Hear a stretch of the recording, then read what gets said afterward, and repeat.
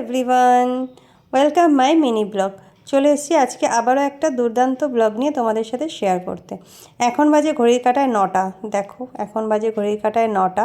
তো এখন আমরা যাচ্ছি হচ্ছে জগদ্ধাত্রী পুজো দেখতে। জামশেদপুরে জগদ্ধাত্রী পুজো আমার এই প্রথমবার দেখা। মানে অ্যাকচুয়ালি কি হয়েছে, আমি জানতামই না জামশেদপুরে জগদ্ধাত্রী পুজো হয়। তো আমরা জানি, নর্মালি আমরা সবাই যেটা জানি সেটা হচ্ছে চন্দননগরের জগদ্ধাত্রী পুজো সব থেকে বিখ্যাত। তো সেটাই সবাই জানতাম, সেটাই জানতাম যে জগদ্ধাত্রী পুজো মানে চন্দননগরের জগদ্ধাত্রী পুজো, চন্দননগরের লাইটিং। তো এবছর শুনলাম যে জামশেদপুরেও জগদ্ধাত্রী পুজো হয়। তো যখন জগদ্ধাত্রী পুজো জামশেদপুরে হয় শুনলাম, তো তখন জামশেদপুরে জগদ্ধাত্রী পুজো দেখবো না সেটা তো হয় না। তো সেই কারণে সবাই মিলে বেরিয়ে পড়েছিলাম জগদ্ধাত্রী পুজো দেখতে। আর যেতে যেতে দীপ একটুখানি গাড়িতে তেল ভরে নিল, ফুল ট্যাঙ্কি করে নিয়েছিল। তো তাই জন্য করে তারপরে আবার আমরা রওনা দিয়েছি। তো দেখো, কথা বলতে বলতে চলে এসেছি আমরা। ম্যাডাম, যদিও আজকে জগদ্ধাত্রী পুজোর নবমী, মানে আজকে আমাদের একটু মন্দিরেও গেছিলাম। সামনে আমাদের রাম ঠাকুরের, আমি যে রাম ঠাকুরে দীক্ষিত, তার মন্দিরও আছে আর কি। তো সেখান থেকে পুজো দিয়ে তারপরে এখানে এসেছি। আমার চেনটা এই গলার ইয়েটাকে বারবার উঠে যাচ্ছে। দেখ দেখ দেখ দেখ।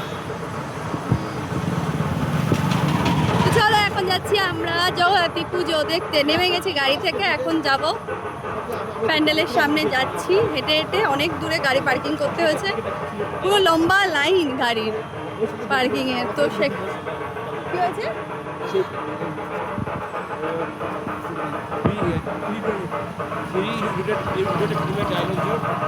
আমি দুঃখী, আমার থেকে আমি দুঃখী আছি। শোনো, গান্ধী বসে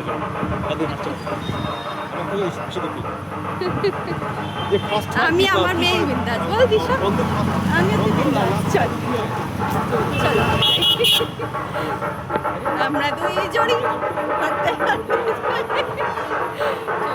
চলো চলো, আমরা দুইজনই হাঁটতে হাঁটতে যাই।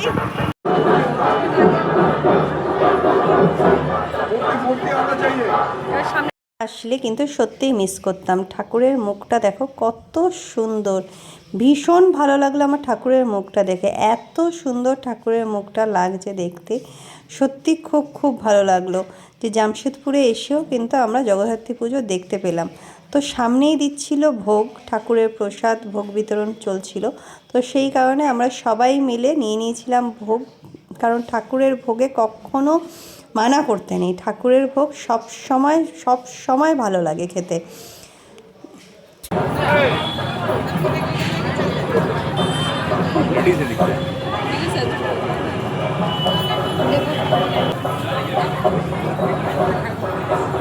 নিজেটা পুরো